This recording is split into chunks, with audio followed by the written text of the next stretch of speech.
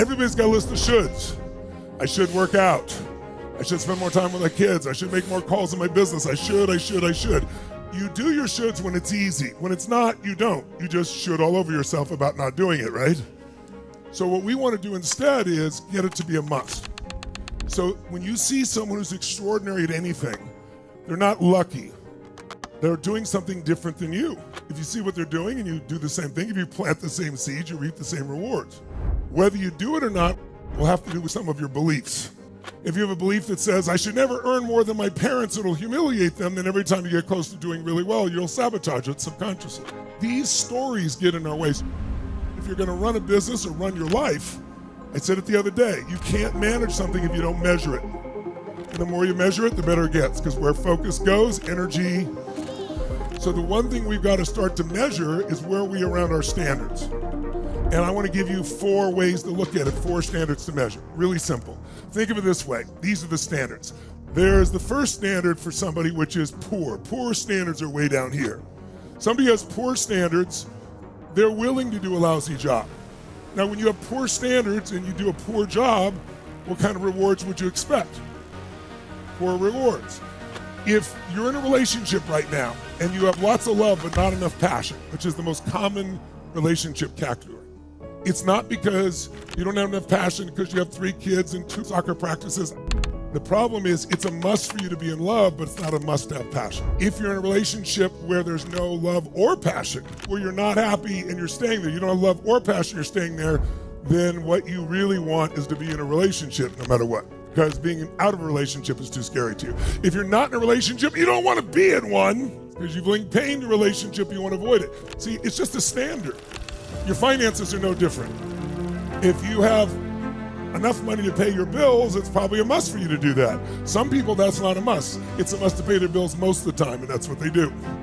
Some people's must is to have more than they could spend so they can do, share, give as much as they want to as many people as they want, as long as they want. That's a different experience, right? So your standard shapes everything. Michael's standard everything. So here are the different standards. Poor is way down here. If you've got poor standards, you'll do a poor job in your relationship and it'll be okay with you. You'll do a poor job with your kids. You'll do a poor job at your work. And it used to be if you did a poor job, you got what rewards?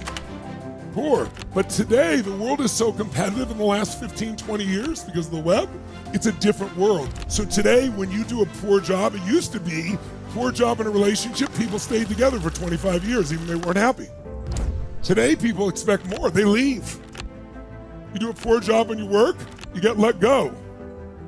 You do a poor job with your kids, used to be maybe they smoke cigarettes. Today, they've got more information through the web and the least amount of supervision any time in history. If this is poor down here, it's a giant jump to the next standard, which is good.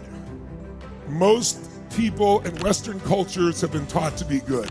Be a good friend, be a good bloke, be a good mother, be a good father, be good. And see, the thing is, good seems so wonderful because if you did a good job, you got what kind of rewards? Good, that's how it always was, not anymore. Today the world's so competitive, you do a really good job, you get poor rewards. If you do a good job at work, you're probably gonna get canned, especially as the economy gets tightened. And good people don't understand this. I'm good, how can they fire me? Because you're good. Because that's not enough anymore. And they don't like that. If you do a good job in your relationship, your partner will take in energy somewhere else as a minimum. Or they may cheat on you, or they may leave you. Because people expect a lot more than good now. I remember I get stopped on the street every day and people tell me the most beautiful stories or they ask me questions, and the most common question I'll get multiple times in a month, at least once or twice, I know when they're gonna say it almost because I can tell by the state someone's in. They'll say, hey, you're Tony Rowe, hey. And they'll eventually say, can I ask you a question? I'll say, yeah, and they'll say something like this. I'm really a good man. I'm really a good woman. How come my wife left me? It's like, and I know the answer, I can't say it, it would sound terrible. It's because they're good. Because they'll say, I'm a good person, I'm a good this, I'm a good that. It's not enough anymore. Now you may not like that, but you have to understand how life works. You may not like gravity, but you have to understand it or you pay the price. See, the rewards for good is poor. Now good people can't understand this, so what they try to do is do a better job of being good. and all they get is poor rewards. And then after a while, they get pissed off and say, well, why do I even bother being good? I'll do a poor job, and then they get pain. So it's not the answer.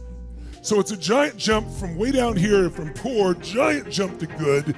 Now, you wouldn't be with me here 3 days later with the kind of intensity you have today with little sleep if good was your standard. If you're an overachiever, you've jumped to that higher level called excellent. And when you're excellent, you won't settle for good. You work your ass off. When everybody else goes home, you go for more. You go to the class, you make it happen, you push through, you do what's necessary. When you're really excellent, you're one of the very best. And when you're really, really excellent, you would expect what kind of rewards? Excellent rewards, and that's how it used to be. But today, when you're really excellent, you get good rewards. And this pisses off excellent people. I know I should be grateful I have a great family and a great this and a great income, but I want more. So then people go, but I can't do anymore. I can't push anymore. Well, if this is poor way down here, and it's a giant jump to good, it's a giant jump to excellent, and people at excellent go, but I'm doing everything I can do. There's no more of me. I have nothing left. Don't lie to your creator. Don't slap the face of your creator by saying that's all you got.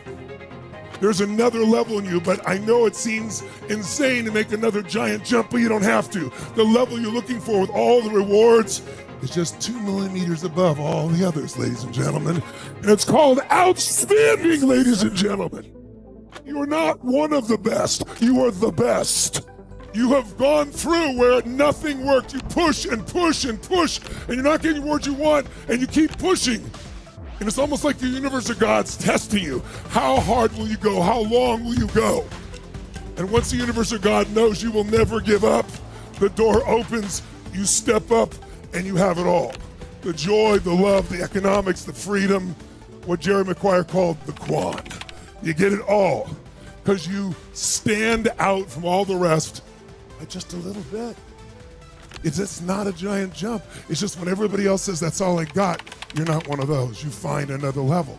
And the people who find another level have all the rewards. They get the joy, the happiness, the love, the economics. And by the way, it's totally unfair. And I love it. Do you know why I love it? Because in every culture in the world, we reward people disproportionately for being outstanding. Think about it. Even horse races. There's a horse race. 12 of the fastest horses in the world race. And one wins by a nose hair, by a little nose hair.